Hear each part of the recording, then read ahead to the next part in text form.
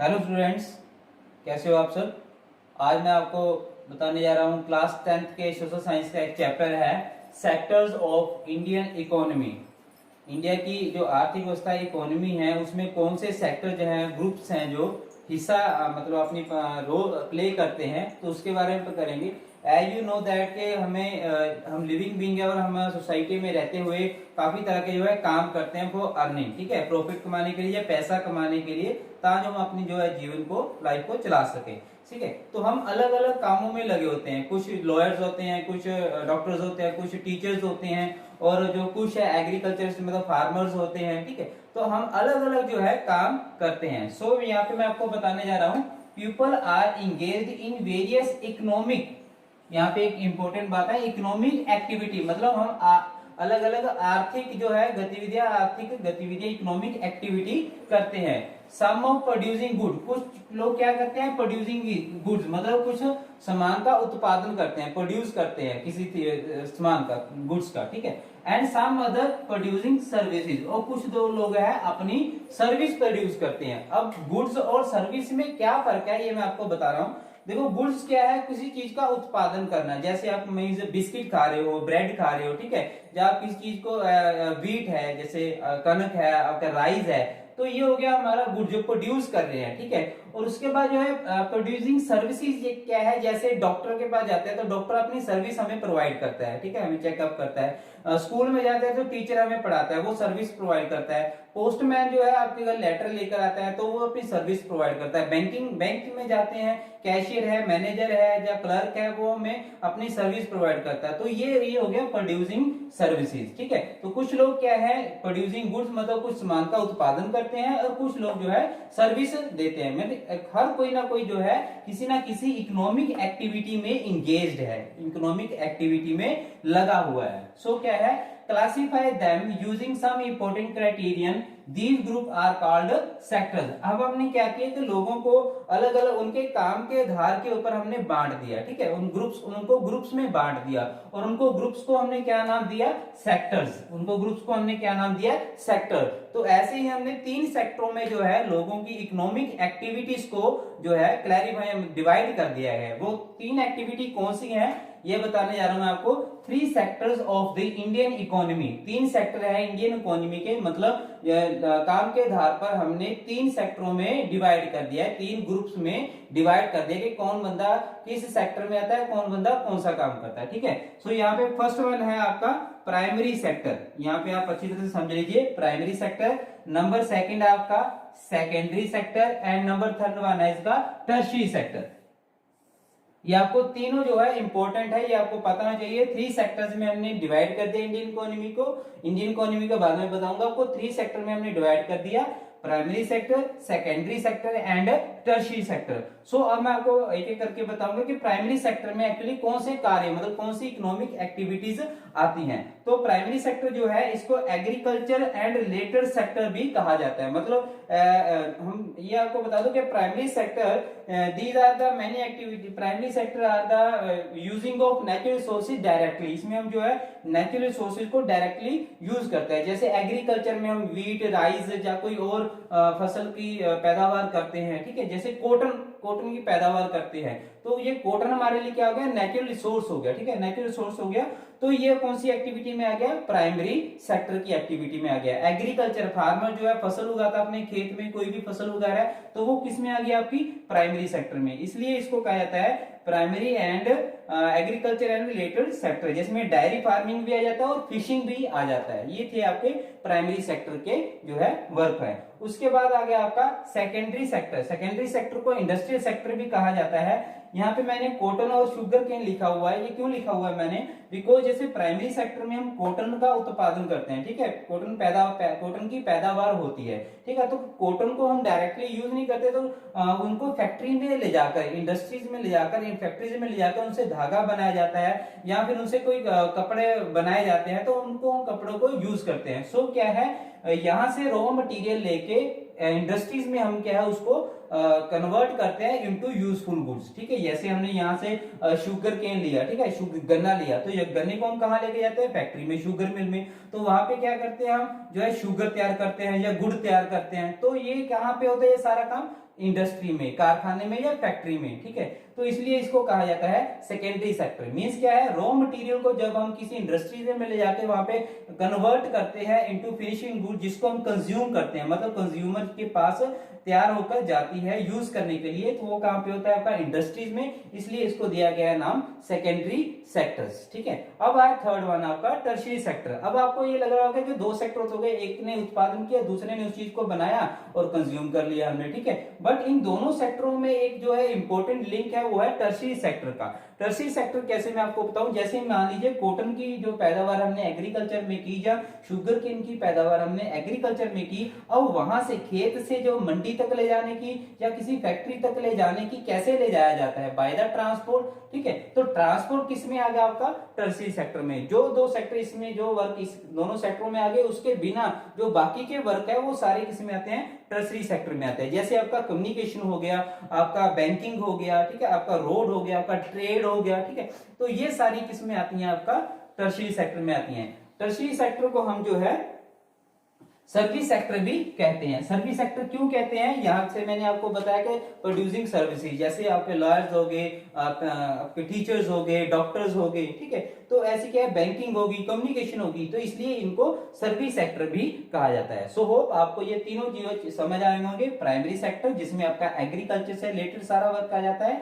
Secondary sector, इसमें industry से, कारखाने, फैक्ट्रियों में जो चीजें बनती हैं वहां उससे रिलेटेड वर्क आ जाता है सेकेंडरी सेक्टर में। और थर्ड आ जाता है आपका टर्शियरी सेक्टर, जिसको सर्विस सेक्टर भी बोलते हैं। ये दोनों आपस में दोनों को आपस में लिंक कराता है। ठीक है, जिसमें ट्रांसपोर्ट आ जाती है, ट्रेड आ जाता है, कम्युनिकेशन आ जाती है, बैंकिंग आ सकता है, और अदर सर्विसेज जो है आती है। नाउ अब हम करेंगे comparing the three sectors. Three sectors को कैसे कंपेयर किया जाता है? आपने तीनों सेक्टर पढ़ लिए, primary, secondary and tertiary sector. ये आपने तीनों सेक्टर के बारे में पढ़ लिया, डेफिनेशन देख ली। अब हम तीनों सेक्टरों को कंपेयर करेंगे कि कौन सा सेक्टर जो है ज्यादा डोमिनेट है इंडियन इकोनॉमी में। इंडिया की इकोनॉमी को बनाए रखने के लिए अपना ज्यादा जो योगदान, जो रोल प्ले करता है, वो कौन सा सेक्टर है? तो सो हम तीनों को कंपेयर करेंगे। सो तीनों को कंपेयर करने के लिए the value of production activities in the primary, secondary and tertiary sector produce a very large number of good and services. ये large number of goods and services produce करते हैं, चाहे वो प्राइमरी हो, सेकेंडरी हो और टर्शियरी सेक्टर हो। So क्या है? As the three sector have a large number of people working in them. ठीक है, इस यहाँ पे बहुत सारे जो है लोग काम करते हैं, चाहे वो प्राइमरी सेक्टर में हो, चाहे वो सेकेंडरी सेक्टर में हो, चाहे टर्शियरी सेक्टर में हो। तीनों सेक्टर में है large number of people are working. ठीक है, काम करते हैं तीनों सेक्टर्स में, और यहाँ पे गुड्स और सर्विस प्रोड्यूस होती हैं। अब तीनों सेक्टर में कौन से सेक्टर में ज्यादा जो सर्विस प्रोड्यूस होती है या ज्यादा लोग वर्क करते हैं, ये कैसे पता चलेगा? ज्यादा कौन सा जो सेक्टर है वो जो हमारी इंडियन इकोनॉमी है उसमें जो है अपना डोमिनेट रोल प्ले करता है। सो उसको करने के लिए हमने एक जो है मेथड अपनाया गया है, वो है how much goods and service are. ये आपका क्वेश्चन हो गया, मैं जो आपको क्वेश्चन बताया मैंने आपको, how much goods and service are produce.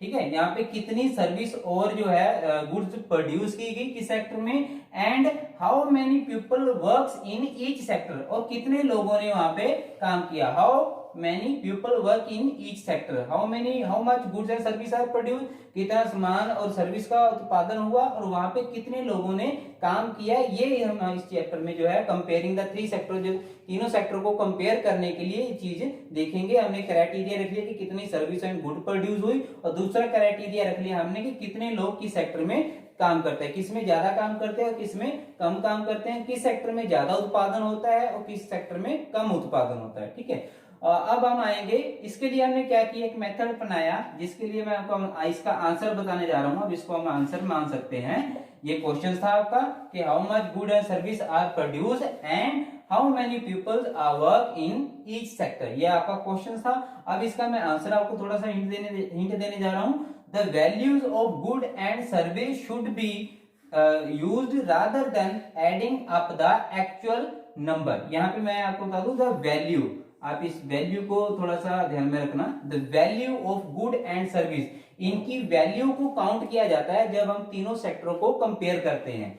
जब हम तीनों सेक्टरों को, प्राइमरी, सेकेंडरी और टर्शियरी सेक्टर को कंपेयर करेंगे, तो यहाँ पे जो गुड्स एंड सर्विस प्रोड्यूस होती है उसकी वैल्यू को हम जो है काउंट करेंगे रादर देन एक्चुअल नंबर से। एक्चुअल नंबर के अलावा जो है हम जो है वैल्यू को ऐड करेंगे। वैल्यू, अब आपको यहाँ पे कंफ्यूजन होगी कि वैल्यू क्या है और एक्चुअल नंबर क्या है। वैल्यू क्या है और एक्चुअल नंबर क्या है, ये मैं आपको बता दूं। जैसे आपके पास मान लीजिए 5000 जो है कोकोनट्स हैं, यहाँ पे मैंने आपको लिख दिया 5000 कोकोनट्स हैं। अब वो कोकोनट्स को हम ₹10 पर जो है कोकोनट हम उसको सेल करेंगे, ₹10, ठीक है, पर कोकोनट जो है सेल करेंगे। तो ये क्या होगा आपका, उसका एक्चुअल नंबर।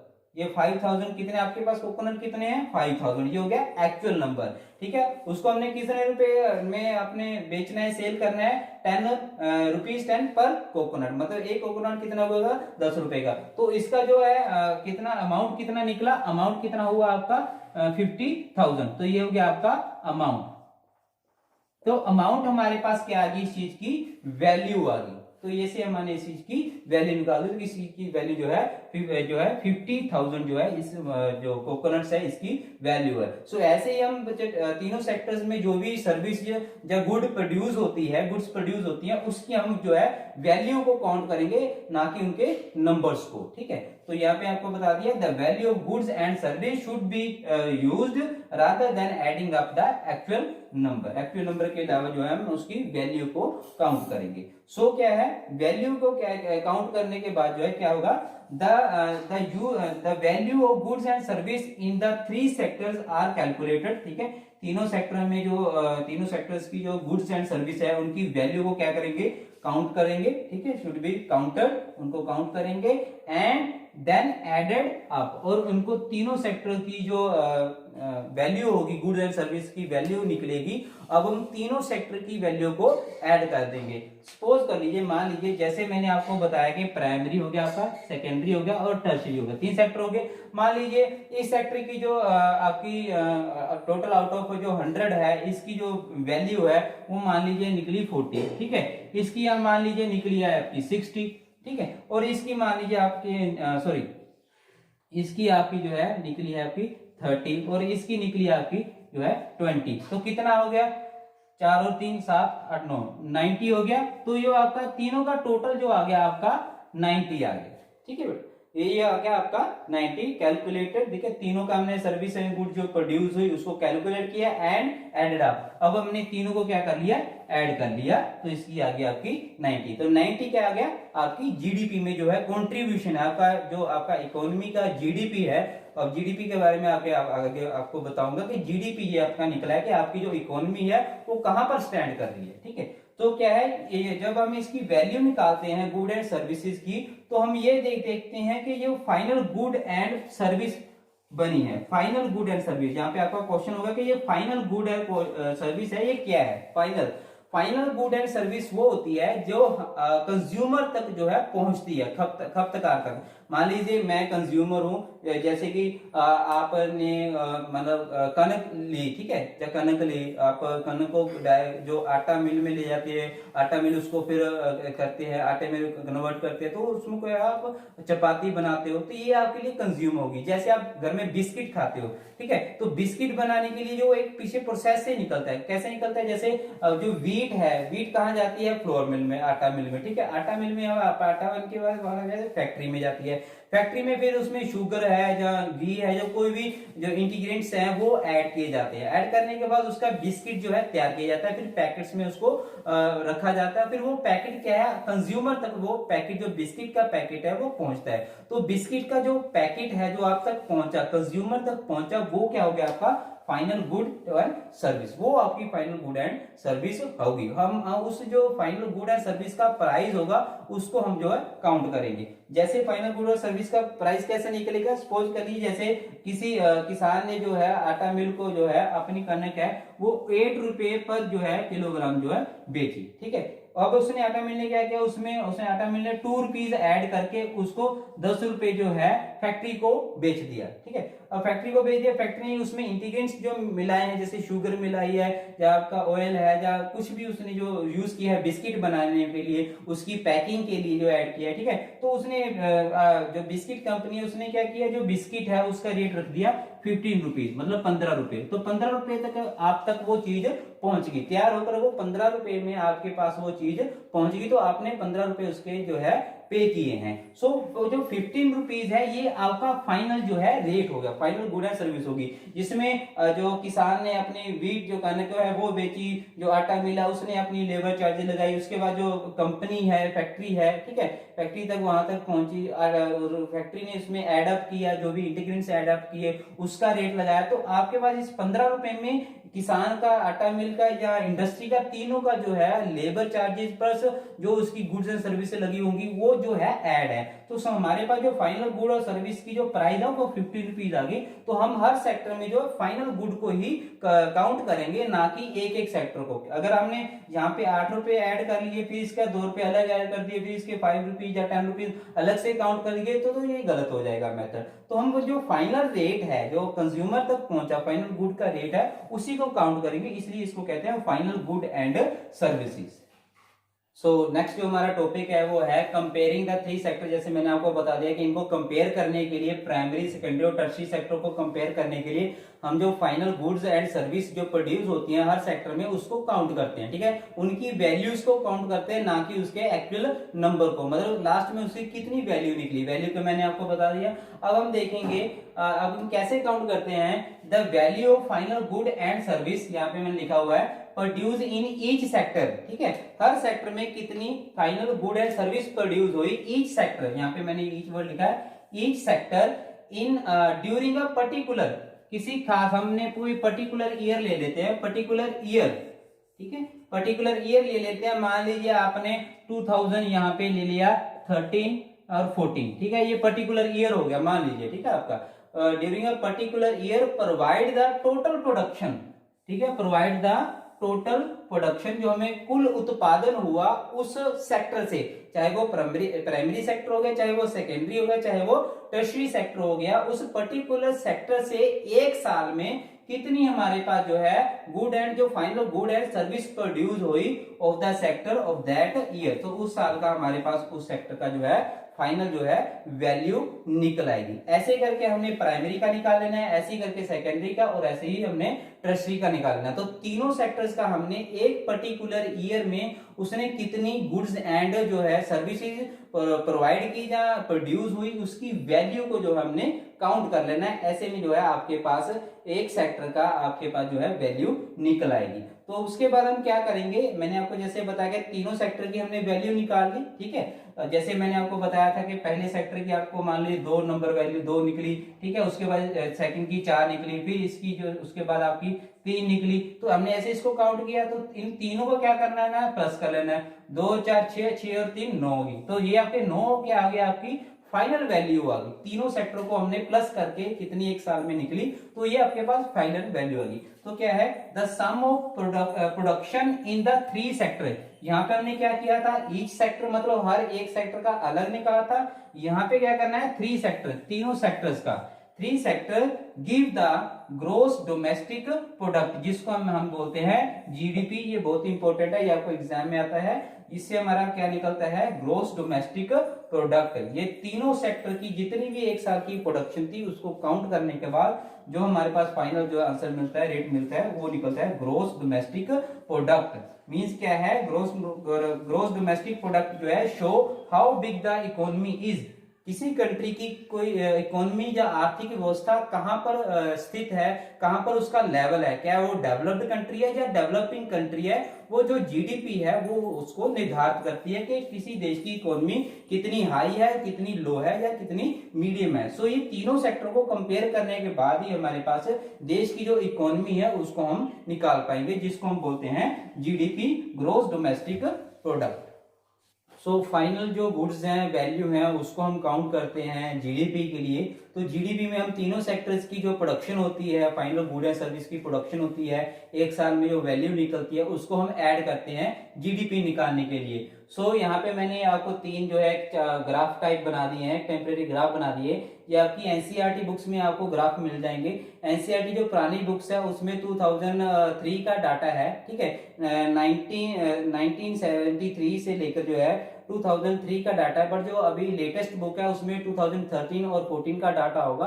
तो डाटे में फर्क है, बाकी सारा आपका सेम है। तो ये क्या है, प्राइमरी, सेकेंडरी और तीनों टर्शियरी सेक्टर को हमने तीनों को जो है कंपेयर किया है, जिसमें क्या है production of good and services. कौन सा सेक्टर है जो ज्यादा प्रोडक्शन करता है, ठीक है। Share of sector in GDP, GDP में कौन सा जो सेक्टर है वो ज्यादा अपना योगदान दे रहा है, शेयर दे रहा है। और तीसरा है share of sector in employment, ठीक है, जहां पर लोगों को किस सेक्टर में ज्यादातर एम्प्लॉयमेंट जो है मिल रही है, मतलब काम मिल रहा है, ठीक है। पहला हो गया कि कौन सा सेक्टर ज्यादा प्रोडक्शन कर रहा है एक साल में पर्टिकुलर ईयर में। दूसरा हो गया कि कौन सा सेक्टर जीडीपी में अपना जो शेयर ज्यादा दे रहा है परसेंटेज में, ठीक है। और तीसरा हो गया आपका कि एम्प्लॉयमेंट सबसे ज्यादा किस सेक्टर में है। सो आपको पहले जैसे आपको दिख ही रहा है यहाँ से डायग्राम से, जैसे मैंने आपको पहला जो सेक्टर है ये आपका बन गया है, आपका टर्शियरी सेक्टर बन गया है। उसके बाद जो है आपका ये है आपका सेकेंडरी सेक्टर बन गया है, और नंबर थर्ड जो है आपका प्राइमरी सेक्टर जो है बन गया है। तो यहाँ पे आपको दिख ही रहा है कि जो टर्शियरी सेक्टर का ग्राफ बना हुआ है ये थोड़ा ऊपर ज्यादा है, ठीक है। तो यहाँ पे इसका मतलब क्या है, जो production of good and service है वो टर्शियरी सेक्टर में ज्यादा हो रही है। क्यों ज्यादा हो रही है, प्राइमरी और सेकेंडरी में क्यों नहीं ज्यादा हो रही, ठीक है। बिकॉज जो है टर्शियरी सेक्टर में जो production of good and service ज्यादा हो रही है, इसके जो है 4 पॉइंट्स जो है मैं आपको भी बताने जा रहा हूँ। वो है कि जैसे फर्स्ट है there are several services in our country, जैसे आपको हॉस्पिटल्स हो गए, पोस्ट ऑफिस हो गए, स्कूल्स हो गए, कॉलेज हो गए, मेडिकल हॉस्पिटल्स हो गए या मेडिकल आपके कॉलेजेस हो गए, ठीक है, इंजीनियरिंग कॉलेजेस हो गए, उसके बाद आपका कोऑपरेटिव कंपनीज हो गया, डिफेंस हो गया, पुलिस हो गया। These are the basic services, और यहाँ पे जो बेसिक सर्विसेज है वो ज्यादा है, इसलिए जो है यहाँ पे production of goods and service जो है ज्यादा होती है। सेकंड आपका है the development status of agriculture and technology, technology और जैसे एग्रीकल्चर में हमारा टेक्नोलॉजी का डेवलपमेंट हुई है, जैसे एग्रीकल्चर में ग्रीन रेवोल्यूशन आया आपका, HYV सीड यूज करके जो हमने प्रोडक्शन को एकदम से बढ़ा लिया, ठीक है। उसके बाद हमारे पास टेक्नोलॉजी आ गई, ट्रैक्टर आ गए, थ्रेशिंग मशीन आ गया, न्यू इक्विपमेंट आ गए, जिससे क्या है इसमें की प्रोडक्शन है वो बढ़ी है, ठीक है। फैक्ट्रियां लगी हैं, फैक्ट्रीज में टेक्नोलॉजी नहीं आ गई, मशीन नहीं आ गई हमारे पास, जिससे क्या है प्रोडक्शन इन दोनों सेक्टर में, प्राइमरी और सेकेंडरी सेक्टर में बढ़ी है। अगर प्राइमरी और सेकेंडरी सेक्टर में प्रोडक्शन बढ़ेगी तो अल्टीमेटली क्या है हमारा ट्रेड ज्यादा होगा, व्यापार ज्यादा होगा, ट्रांसपोर्ट ज्यादा जरूरत पड़ेगी, हमें बैंकिंग की जरूरत पड़ेगी, कम्युनिकेशन पड़ेगी। तो अल्टीमेटली क्या है टर्शियरी सेक्टर की ऑटोमेटिकली डेवलपमेंट होगी। तीसरा है कि जैसे आपका मैंने बताया कि प्राइमरी और सेकेंडरी सेक्टर में अगर डेवलपमेंट होगी, लोगों का लेवल ऑफ इनकम बढ़ेगा तो लिविंग स्टैंडर्ड भी बढ़ेगा, तो लोग क्या है बेसिक डिमांड करेंगे, जैसे ईटिंग आउटसाइड के बाहर जाके कहीं खाना है, टूरिज्म बाहर घूमना है। अगर लोगों का इनकम लेवल बढ़ेगा, ठीक है, अगर लिविंग ऑफ स्टैंडर्ड बढ़ेगा, तो ऐसे में क्या है न्यू टूरिस्ट स्पॉट खुल रहे हैं, न्यू होटल्स खुल रहे हैं, न्यू आपके पिकनिक पॉइंट्स खुल रहे हैं, ये सारे किस में आ जाते हैं आपके टर्शियरी सेक्टर में आ जाते हैं। फोर्थ है न्यू सर्विसेज जो है इंट्रोड्यूस हुई है, जैसे आपकी टेली कम्युनिकेशन हुई है, इंटरनेट हुआ है, ITI जो सेक्टर है वो हुआ है, ठीक है, इंफॉर्मेशन टेक्नोलॉजी हुई है, ये सारा किस में आ जाता है आपका टर्शियरी सेक्टर में। तो बेसिकली अगर प्राइमरी और सेकेंडरी सेक्टर जो डेवलपमेंट करेगा, विकास होगा, तो ऑटोमेटिकली टर्शियरी सेक्टर में जो है प्रोडक्शन जो है ज्यादा होगी, बिकॉज हमारी कंट्री में बेसिक सर्विसेज जो है टर्शियरी सेक्टर में आती है, ठीक है। सो बेसिक सर्विस लोगों को चाहिए, इसलिए जो है production of good and service जो है टर्शियरी सेक्टर में ज्यादा हो रही है as compare to secondary and primary sector में। अब आ गए हम share of sectors in GDP, GDP में कितना शेयर्स है सेक्टर्स का। जैसे फर्स्ट वन मैंने आपको दिखा दिया कि टर्शियरी सेक्टर है, ठीक है, सेकंड आपका है सेकेंडरी सेक्टर, और एंड थर्ड वन है आपका प्राइमरी सेक्टर। तो यहाँ पे भी आपको दिख रहा है कि यहाँ पे साफ दिख रहा है कि यहाँ पे टर्शरी सेक्टर है वो ज्यादा इसका शेयर है, share of sectors in GDP, GDP में ज्यादा शेयर है। जैसे मैंने बता दिया कि सर्विसेज प्रोवाइड कर रहे हैं हमें, ठीक है, गुड्स तो जो है वो अपनी सेकेंडरी सेक्टर में प्रोड्यूस हो रही है, सर्विसेज जो है बेसिक सर्विस जैसे पुलिस हो गया, डिफेंस हो गया, लॉयर्स हो गए, एजुकेशन टीचर्स हो गए, आपका वो डॉक्टर्स हो गए, ठीक है, जैसे आपका स्ट्रीट वेंडर्स हो गए, गली में सब्जियां बेचने वाले हो गए, या इसके द्वारा कोई भी सफाई कर्मचारी हो गया, आपका कोई भी जैसे जो भी हमें सर्विस प्रोवाइड कर रहा है, ट्रांसपोर्ट हो गए, ठीक है, कम्युनिकेशन हो गया, बैंकिंग हो गया, इंश्योरेंस पॉलिसी होगी, ये बहुत सारे जो है टर्शरी सेक्टर में आते हैं। तो इसलिए इसका जीडीपी में जो है जो शेयर है वो ज्यादा है टर्शरी सेक्टर का। अब हम आगे हैं share of sector in employment, employment में कौन सा सेक्टर जो है ज्यादा है। इसमें जो आपको दिख रहा है कि पहला आपका है टर्शरी सेक्टर, सेकंड है आपका सेकेंडरी सेक्टर, और एंड थर्ड वन है आपका प्राइमरी सेक्टर।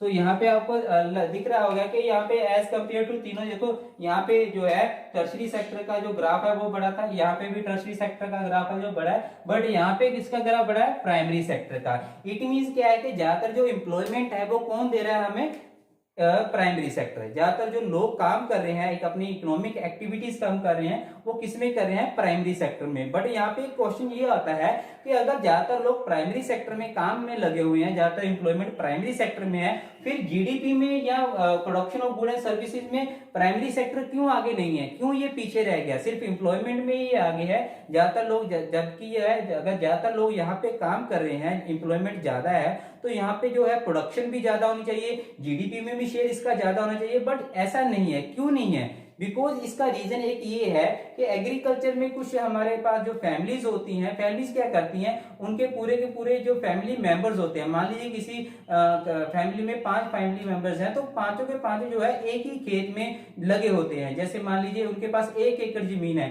1 एकड़ जमीन के लिए जो उनको है 2 या 3 आदमी जो है बहुत होते हैं। मान लीजिए 2 आदमी 1 एकड़ जो जमीन में प्रोडक्शन करने के लिए सफिशियंट है, बट जो बाकी के 3 बचे हैं वो भी वहीं पे लगे हुए हैं, ठीक है। तो ऐसे में क्या है, अगर उन तीनों को हम उस 1 एकड़ जमीन में ना भी काम करने के लिए लगाएं, तो जो प्रोडक्शन है वो उतनी होगी जितने 2 आदमी कर सकते हैं। प्रोडक्शन में कोई फर्क नहीं पड़ेगा, चाहे वहां पे 5 आदमी लग जाए, चाहे वहां पे 2 आदमी लग जाए, वहां पे प्रोडक्शन में जो है कोई फर्क नहीं पड़ेगा। इसलिए जो है जो प्राइमरी सेक्टर एम्प्लॉयमेंट में तो ज्यादा है, सेकेंडरी जीडीपी और जो है प्रोडक्शन में ज्यादा नहीं है। अगर वही 3 आदमी जो 1 एकड़ जमीन में फालतू में काम कर रहे हैं, जिसको हम अंडर एम्प्लॉयमेंट भी कह देते हैं, अगर अंडर एम्प्लॉयमेंट भी कह देते हैं, अगर उनको वहां पे काम ना भी करे तो प्रोडक्शन में फर्क नहीं पड़ेगा। अगर वो 3 आदमी किसी फैक्ट्री में जाकर काम करें, या किसी दूसरे वर्क में जो है अपने आप को लगाएं, या किसी एक जमीन का टुकड़ा और अपने लेके लीज पे लेके वहां पे एग्रीकल्चर करे, तो ऑटोमेटिकली उनकी जो इनकम है, फैमिली इनकम है, उसमें इजाफा होगा।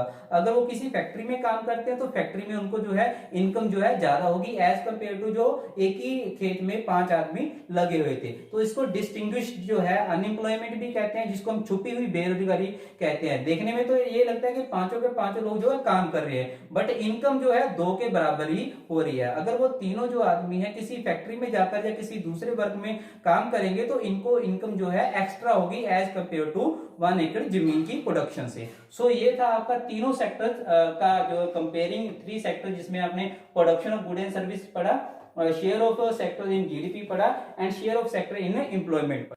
सो होप ये आपको चैप्टर समझ आएगा। ये चैप्टर का आधा जो पार्ट था, और नेक्स्ट जो पार्ट है वो आपको मैं अगली वीडियो में समझाऊंगा, क्योंकि ये चैप्टर थोड़ा सा लेंथी है। तो फर्स्ट पार्ट को आप अच्छी तरह से समझिए, देखिए, ताकि आपको जो मैं नेक्स्ट पार्ट इसका डालने जा रहा हूँ वीडियो का, इस चैप्टर का, एनसीईआरटी चैप्टर जो सेक्टर्स ऑफ इंडियन इकोनॉमी का, आपको अच्छी तरह से समझ आए। सो होप ये आपको चैप्टर समझ आया होगा। हमारे चैनल को लाइक, शेयर और सब्सक्राइब करना मत भूलिए, और हमारी वीडियो को लाइक जरूर कीजिए। Thank you very much.